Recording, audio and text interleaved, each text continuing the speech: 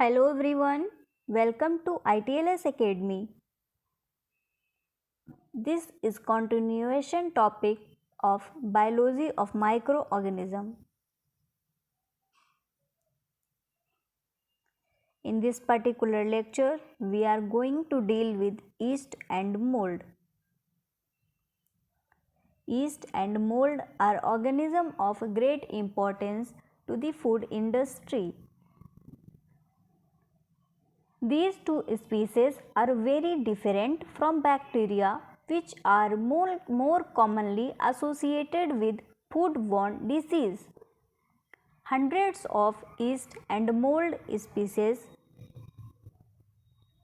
have been isolated from food, and due to their ability to grow over a wide spectrum of environmental conditions, very few foods are entirely safe from fungal spoilage. Let's come to the yeast and mold.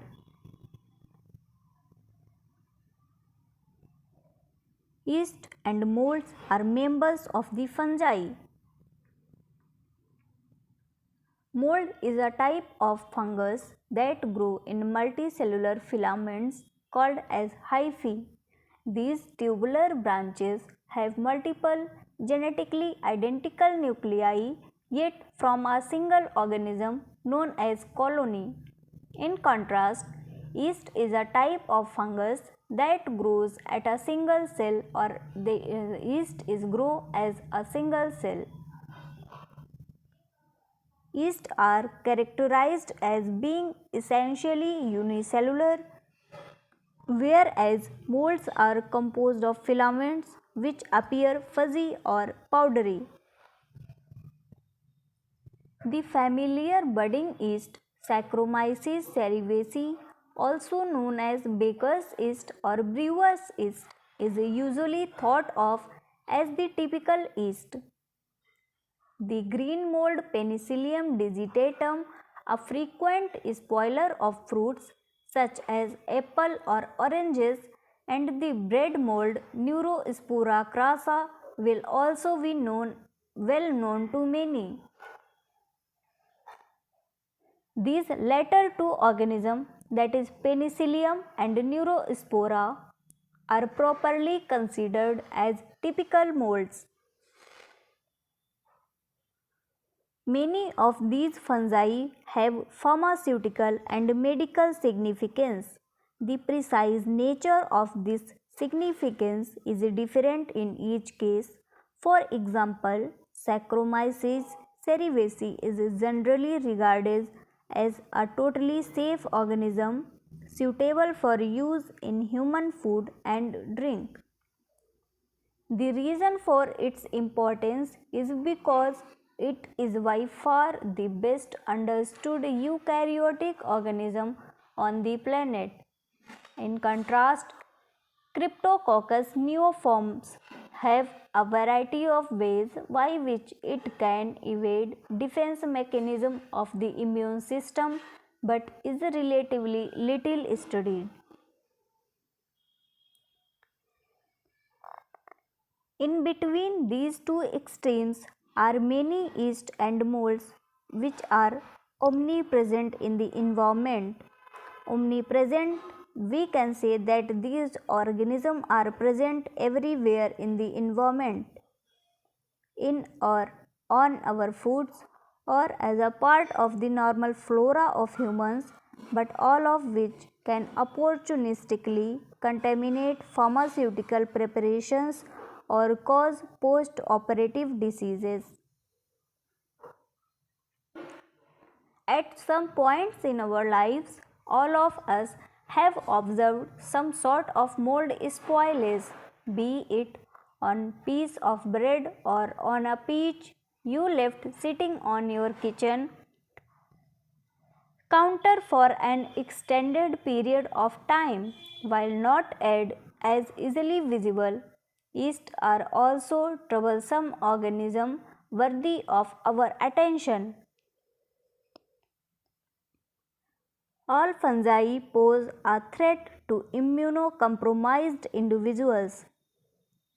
Immunocompromised is the process to protect you from enemies, both foreign, that is, bacteria and viruses, and domestic diseases like cancer. But when you are immunocompromised, your immune system's defense are low, affecting its ability to fight off infections and diseases.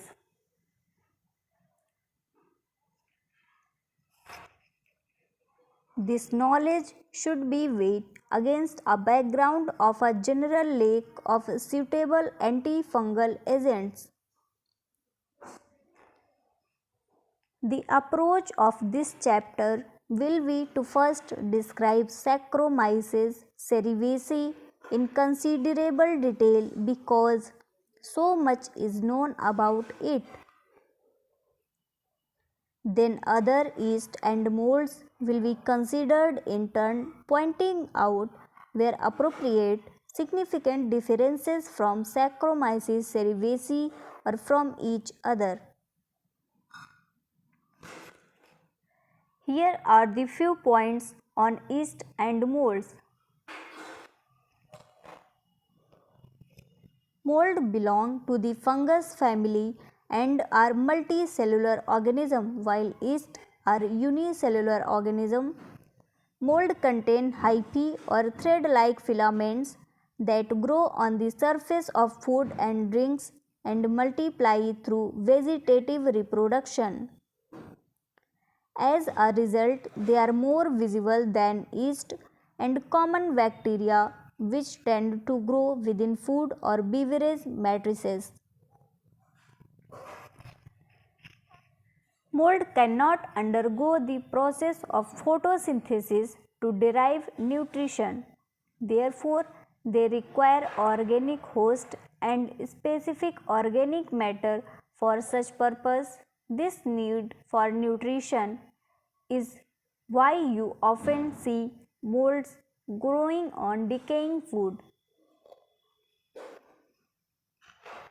Yeast also belong to the fungus family and form a group of single-celled organisms that reproduce by a process known as budding. Budding is the process when a cell grows a outgrowth known as bud, and after the division this bud separates from the parent and forms a new shell. Budding is when single organism divides into two separate but identical entities. Yeast tend to grow within food and drink matrices. Here is our Saccharomyces cerevisiae on which we are going to discuss our whole lecture. Saccharomyces cerevisiae has a predominant place in the realms of cell biology and molecular biology, where it has become accepted as the universal model eukaryote. Saccharomyces cerevisiae has been a key experimental organism for the study of infectious disease, including double-strand RNA viruses, single-strand RNA viruses, and prions. The main reason for this is genetic traceability. Traditionally, for reasons associated with its importance to the food and drink industry, a great deal was known about the biochemistry and physiology of this yeast. Later, with the advent of yeast genetics, a vast range of well-characterized mutants became available. In turn, because Saccharomyces cerevisiae can be transformed and is readily amenable to genetic manipulation, this permitted the isolation and characterization of many yeast genes. The availability of well-defined mutants in Saccharomyces cerevisiae combined with the facility of genetic manipulation and this yeast short generation time make this a very rapid way to identify heterologous genes. Many of the latest concepts in cell and molecular biology, that is, concerning control of the cell cycle, have been developed and tested in this organism. Naturally, then, since it is the prime model of eukaryote, it is also the best understood fungus.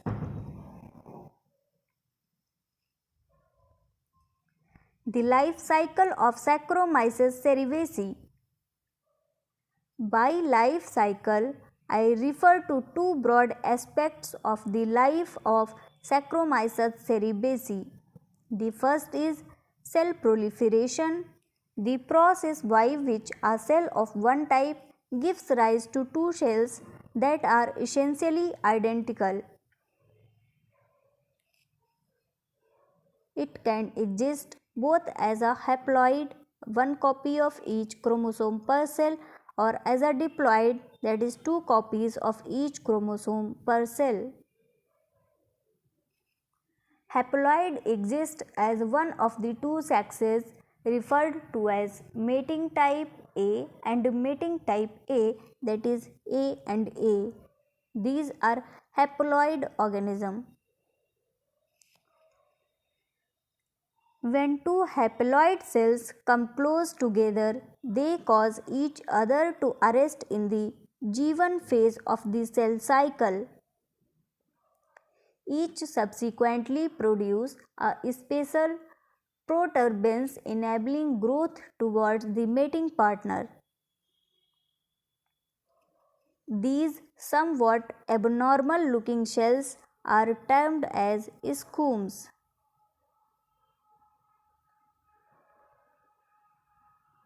Growth in yeast is synchronized with the growth of the bud, which reaches the size of the mature cell by the time it separates from the parent cell.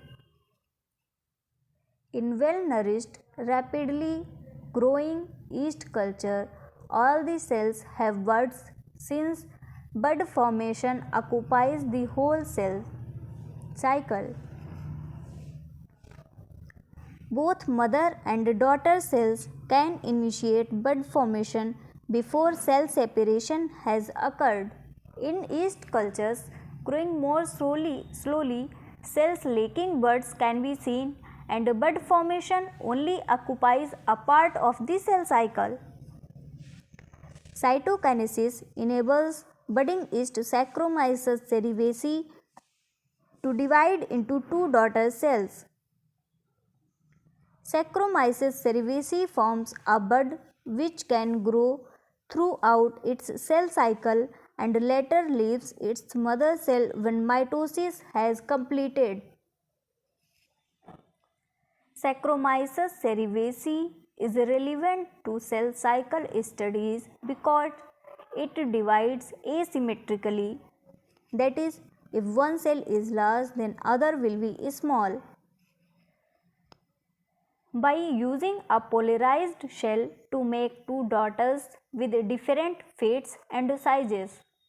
Similarly, stem cells use asymmetric division for self-renewal and differentiation. For many cells, M phase does not happen until S phase is complete. However, for entry into mitosis in Saccharomyces cerevisiae, this is not true.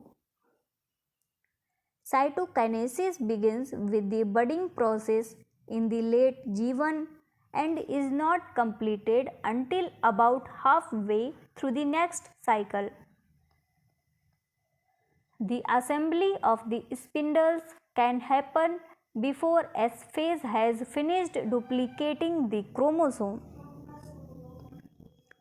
There is a lack of clearly defined G2 in between M and S.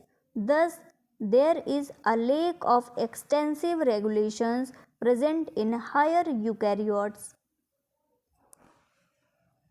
When the daughters emerges, the daughter is two-thirds the size of the mother. Throughout the process, the mother displays little to no change in size. This pathway makes sure that the daughter has separated properly. The RAMP pathway is activated in the daughter cells immediately after cytokinesis is complete. The RAMP pathway is mainly responsible for making sure that the daughters has separated properly.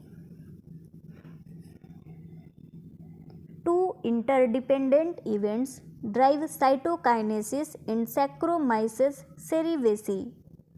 Let's discuss these two events.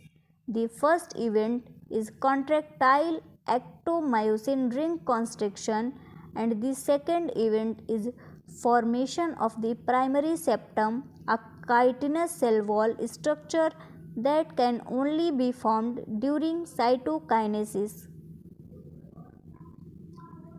Proper coordination and correct positional assembly of the contractile ring depends on the septins, which is the precursor to the septum ring. These GTPase assembles complexes with other proteins. The septins form a ring at the site where the bud will be created during the late G1 phase. They help promote the formation of the actin myosin ring. Although this mechanism is unknown still, it is suggested that help provided structural support for the other necessary cytokinesis process.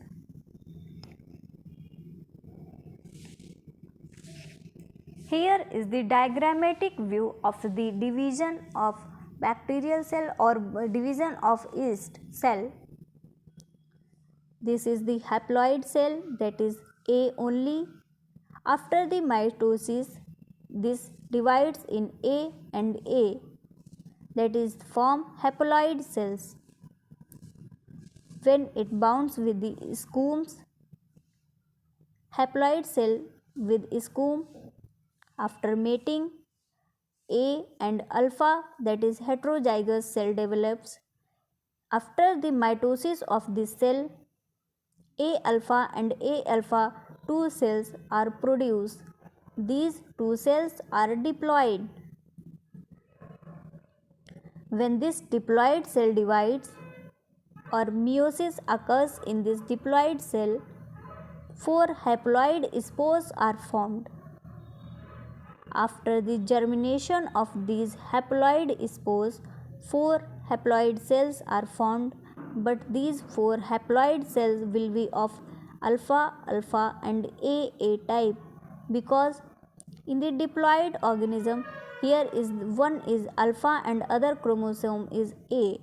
These two chromosomes segregate in the process of germination and produce 4 cells with 2 alpha and 2 A cells. Here is another diagram showing the phases in yeast replication.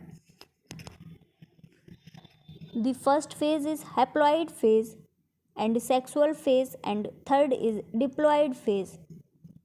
The haploid phase starts with the G1. G1 goes to the S and budding occurs in the S phase. After this bud formation, nucleus starts to moving in this newly formed bud. In the S phase, when this G2 phase completes and it comes to the M phase, the nucleus divides, nucleus goes to the newly formed bud, and after the division it forms a new shell. This is haploid phase of the yeast replication cycle. Let's see the sexual phase. It starts with the G1. After schuming, 2 cells are formed. These 2 cells after fertilization again goes into G1 phase, and G1 phase after sporulation formed 4 haploid spores. These 4 haploid spores after germination again goes into G1 phase of the cell cycle. This is the diploid or 2N phase of the replication cycle. The cell in the G1 phase, the shell in the G1 phase goes into S phase, and after S phase it again go into G2 and M phase as the same as haploid, and after division it gives rise to a new shell and the division of the nucleus occurs here.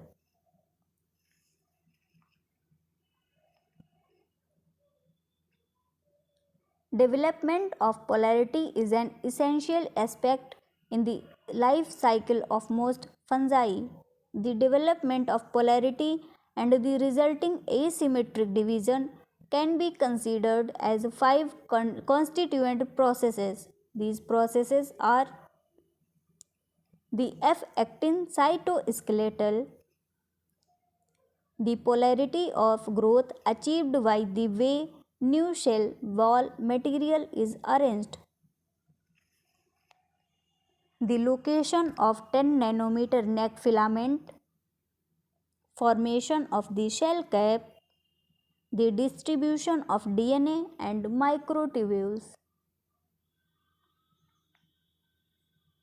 The construction of a yeast cell requires isotropic growth.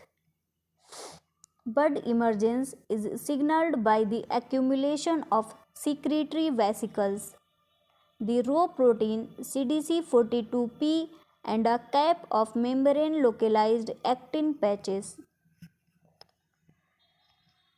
Once the cap is established, subsequent bud emergence is accomplished entirely by polarized growth. Following bud emergence, the ring of 10 nanometer filaments remain at the mother or bud neck, whereas the proteins in the cap concentrate at the tip of the bud where secretion takes place.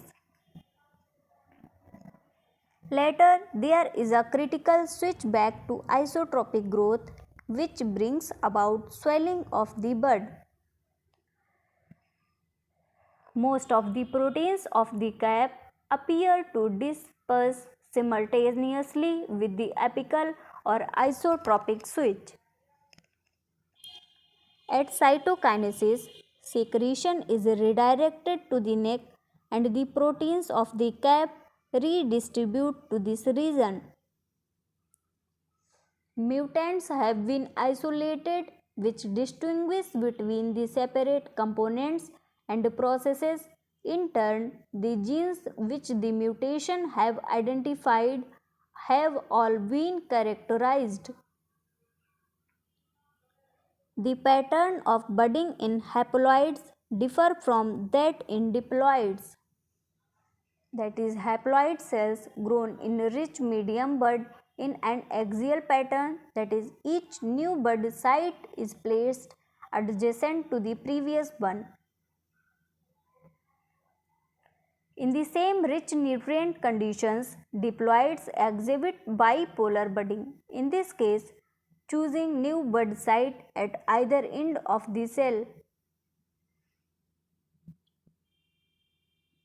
Under a variety of other conditions, or presumably involves some form of nutrient limitations, diploids will form pseudohyphae and haploids will form invasive filaments. As alluded to earlier in this chapter, this represents a rediscovery in the case of Saccharomyces cerevisiae because it had been known for a long time and forms parts of the basic taxonomy. The diplophase and haplophase are equally stable.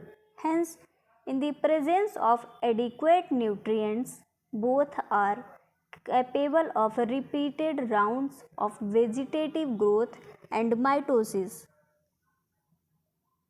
Thank you very much guys for watching this session.